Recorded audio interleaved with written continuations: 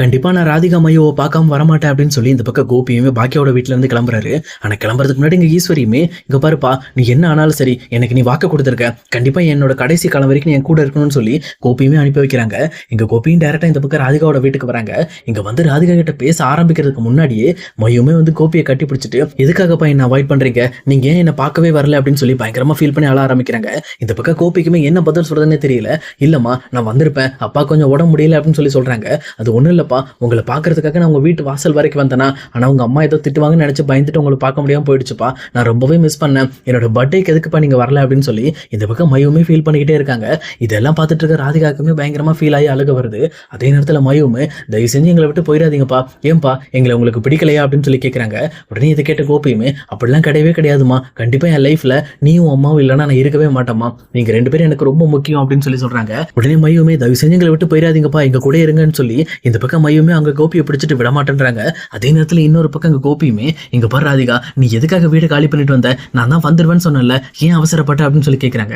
உடனே இந்த பக்கம் ராதிகாவுமே, நான் எதுக்குங்க வெயிட் பண்ணோம், சொல்லப்போனா உங்களை வந்து பார்க்க வர்றதுக்கு எவ்வளவு தடை தெரியுமா, எத்தனை பேர் என்ன வழி மறிக்கிறாங்க, அதுவும் பர்டிகுலரா அவங்க அம்மா, நீ கோபியை பார்க்க வராத, அவனை டைவர்ஸ் பண்ணிடு அப்படின்னு சொல்லி அவங்க வாய்க்கு வந்ததெல்லாம் பேசிக்கிட்டு இருக்காங்க. என்னால அந்த விஷயத்தை தாங்க முடியல, நீங்களும் அதுக்கேற்ற மாதிரி என்கிட்ட சரியாவே பேச மாட்டேன்றீங்க, என்னை வந்து விலகி விலகி வச்சிட்டு இருக்கீங்க, அப்புறம் நான் எப்படி உங்களை வந்து பார்க்க வர்றது, நான் எதுக்காக உங்களுக்காக காத்திருக்கணும் அப்படின்னு சொல்லி இந்த பக்கம் ராதிகாவும் டென்ஷன் ஆகுறாங்க.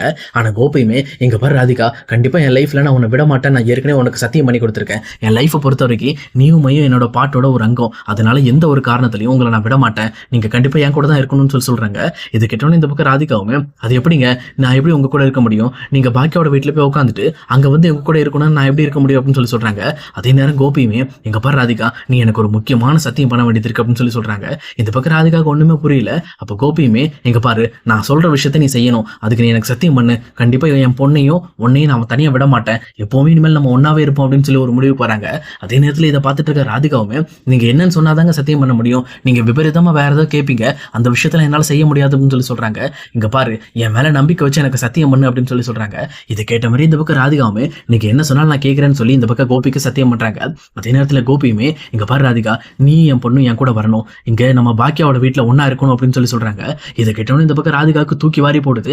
என்னங்க பேசிட்டு இருக்கீங்க, இதெல்லாம் நடக்கிற விஷயமா, இந்த மாதிரி அந்த விஷயத்துக்கு பாக்கியா ஒத்துக்குவாங்களா அப்படின்னு சொல்லி கேட்கறாங்க.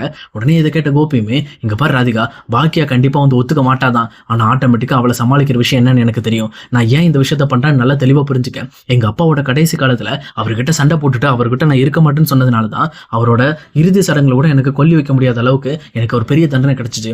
ஆனா இதுக்கு மேல எங்க அம்மாவை நான் பிரியணும்னு நான் நினைக்கல, ஏன்னா எங்க அம்மாவோட கடைசி காலத்தை அவங்க நெருங்கிட்டு இருக்காங்க, அந்த நிமிஷத்துல போயிட்டு நான் அவங்களுக்கு எதிரான எந்த விஷயமும் பண்ணக்கூடாதுன்னு இருக்கேன். எனக்கு எங்க அம்மாவும் வேணும், நீயும் வேணும், மையும் வேணும், அதனால உங்க யாரையும் நான் விட்டு கொடுக்குற எனக்கு விருப்பமே கிடையாது. நம்ம எல்லாருமே தனித்தனியா இருந்தோம் அப்படின்னா எல்லாருக்குள்ளேயும் பிரச்சனைகள் ஜாஸ்தியா இருக்கு. அதே நம்ம எல்லாரும் ஒரே வீட்டுல இருந்தோம்னா எந்த ஒரு பிரச்சனையும் இல்லாம நம்ம சந்தோஷமா இருக்கலாம். நான் எந்த ஒரு பிரச்சனையா இருந்தாலும் நான் சமாளிச்சுக்கிறேன் ராதிகா, நீ என்ன நம்பி வா அப்படின்னு சொல்லி இந்த பக்கம் அவங்களுமே ராதிகாவையும் மையவையும் பாக்கியோட வீட்டுக்கு கூப்பிடுறாங்க. அதே நேரத்தில் இதை பார்த்துட்டு இருக்க ராதிகாக்கு என்ன பண்றதுனே ஒண்ணுமே புரியல.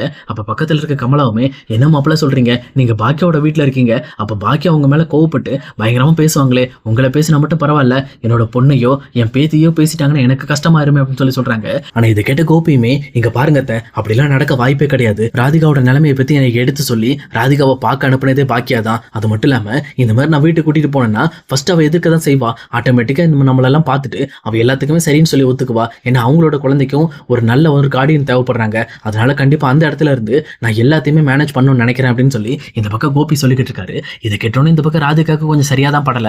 பட் இருந்தாலும் மையுமே, அப்பா ப்ளீஸ்ப்பா, நீங்க போன என்னையும் கூட்டிட்டு போயிருங்கப்பா, நீங்க எல்லாமே என்னால இருக்க முடியாதுப்பா அப்படின்னு சொல்லி பயங்கரமா ஃபீல் பண்ணி அழுதுகிட்டு இருக்காங்க. இந்த பக்கம் மையோட முகத்தை பார்த்துட்டு இருக்க ராதிகாவுமே வேற என்ன பண்றதுன்னே தெரியாம, சரி கோபி நான் வரேன் அப்படின்னு சொல்லி அவங்களும் ஒத்துக்கிறாங்க. அதே நேரத்தில் இங்க கமலாவுமே, எதா இருந்தாலும் பார்த்து பத்திரமா இருக்கணுமா, அவசரப்பட்டு பேசிடாத எந்த விஷயத்திலையும் அப்படின்னு சொல்லி இந்த பக்கம் வந்து ராதிகாவுக்கு அட்வைஸ் பண்ணி அனுப்புறாங்க. அதே நேரத்தில் இன்னொரு பக்கம் இங்க கோபியுமே மறுபடியுமே திரும்பி வீட்டுக்கு வந்துடுறாரு. இங்க கோபி வரதை பார்த்த உடனே ஈஸ்வரி, செலியன், இனியா இவங்க எல்லாருமே சும்மா அப்படியே குதூகலமா குதிச்சுக்கிட்டு இருக்காங்க. இதை பார்த்துட்டு இருக்க பாக்கியாக்கு ரொம்பவே டென்ஷன் ஆக ஆரம்பிக்குது. இந்த ஆள் இந்த வீட்டை விட்டு போயிட்டான்னு பார்த்தா மறுபடியும் இந்த வீட்டுக்கு வந்துட்டான், எதுக்காக இந்த வீட்டுக்கு வந்திருக்கான் அப்படின்னு சொல்லி ரொம்பவே கோவப்பட ஆரம்பிக்கிறாங்க. அதே சைடு இன்னொரு பக்கம் இந்த பக்கம் அவர் முழு கட்டியும் திறந்தவன தான் தெரியுது அவங்க ராதிகாவையும் மையவையும் கூட்டிட்டு வந்திருக்காங்கன்னு சொல்லி. இதை பார்த்து அடுத்த செகண்ட் வீட்டில் இருக்க எல்லாருமே அப்படியே ரியாக்ஷன் சேஞ்ச் ஆயிடுது. அதே நேரம் ஈஸ்வரிக்கு இங்க முகமே இல்ல. சொல்லப்போனா எதுக்காக இவளை இங்க கூட்டிட்டு வந்த, இவ ரொம்ப சூழ்ச்சிக்காரியாச்சு, இவளை எதுக்கு இந்த வீட்டை கூட்டிட்டு வந்த அப்படின்னு சொல்லி கேட்கறாங்க.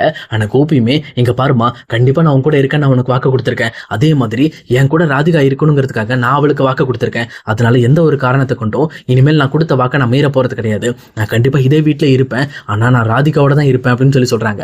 இதை கேட்டவொடனே இந்த பக்கம் ஈஸ்வரியால எதுவுமே பேச முடியல. அதே நேரம் இதை பார்த்துட்டு இருக்க பாக்கியாவுக்கு ரொம்பவே கடுப்பாயிட்டு இருக்கு. என்ன இது, இந்த ஆள் பைத்தியக்காரத்தனமா பேசிக்கிட்டு இருக்கான். இப்படி நடந்தா என்ன ஆகும் சொல்லு, என் பேர் என்ன பாதிக்கப்படும், அது மட்டும் இல்லாமல் என் குழந்தைங்களோட நிலைமை என்ன ஆக போகுது அப்படின்னு சொல்லி ரொம்ப திணறிக்கிட்டு இருக்காங்க.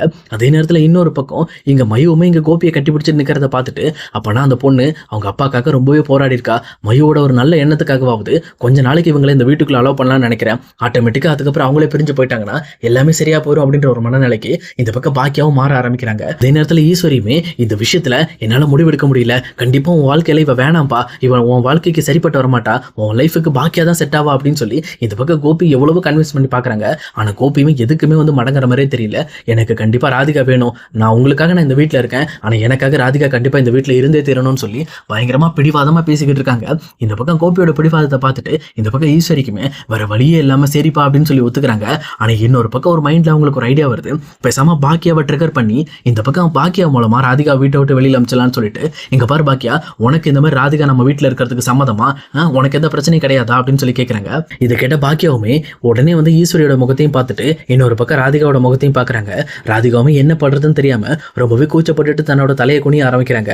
உண்மை சொல்லப்போனா அவங்களுக்கு இந்த வீட்டுக்கு வர விருப்பம் இல்லை, ஆனா கோபி தான் ஃபோர்ஸ் பண்ணி கூட்டிட்டு வந்திருக்காரு அப்படிங்கிறத புரிஞ்சுக்கிட்டு, சரி இதுக்கு மேலே இந்த பிரச்சனையை நம்ம வளர்க்க வேண்டாம், இதோட முடிச்சிருவோம். ஆட்டோமேட்டிக்கா கொஞ்ச நாள்ல கோபியும் ராதிகாவும் இந்த வீட்டை விட்டு போறாங்க. அப்புறம் நம்ம எதுக்காக இந்த மாதிரி வந்து இவங்க கிட்ட மல்லு கட்டிட்டு இருக்கணும் அப்படின்னு சொல்லிட்டு ராதிகாவையும் கோபியும் பார்த்து, எனக்கு அவங்க இந்த வீட்டில் இருக்கிறதுல எந்த ஒரு பிரச்சனையும் கிடையாது, ஆனா எந்த ஒரு காரணத்தில நான் கோபி மேல இருக்கிற கோபத்தை நான் வந்து விட மாட்டேன். அவர் மேல கேஸ் போட்டது கூட என்னால் வாபஸ் வாங்க முடியாது.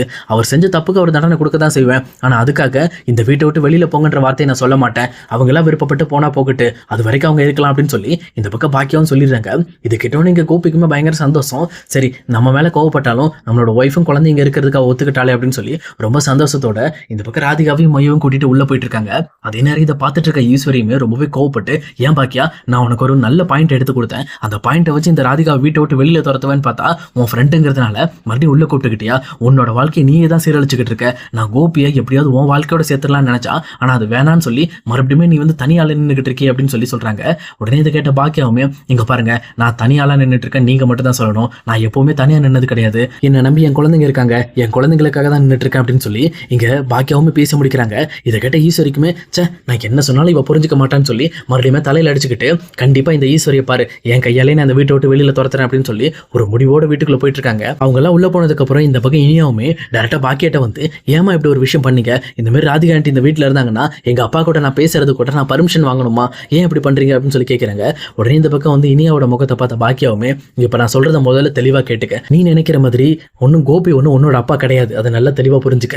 ஏன்னா இதுக்கு முன்னாடி அவர் உன்னோட அப்பாவா இருந்திருக்கலாம், என்னைக்கு என்ன டைவர்ஸ் பண்ணாரோ அன்னையில இருந்து அவர் உன்னோட அப்பா கிடையாது. இதுல இன்னொரு முக்கியமான விஷயம் என்ன அப்படின்னா, அவருக்கு இன்னொரு கல்யாணம் ஆயிடுச்சு, அதனால அந்த குடும்பம் தான் முதல்ல பாப்பாரு, அதுக்கப்புறம் தான் நீ எதா இருந்தாலும் நீ டீல் பண்ண வேண்டியது இருக்கும் அப்படின்னு சொல்லிட்டு, எதா இருந்தாலும் பார்த்து பேசினியா, இனிமேல் வந்து சின்ன பிள்ளைத்தனமா பண்ணிக்கிட்டு இருக்காதான்னு சொல்லி இனியாக்கோ வார்னிங்க கொடுத்துட்டு அவங்களுமே டைரக்டா உள்ள போயிட்டு இருக்காங்க. இதை பார்த்துட்டு இருக்க செலியனுக்குமே ஒண்ணுமே புரியல, இந்த வீட்டுல அடுத்து என்னால நடக்க போதே தெரியலன்னு சொல்லிட்டு அவருமே கொஞ்சம் மிரண்டு போய் தான் நின்றுட்டு இருக்காரு.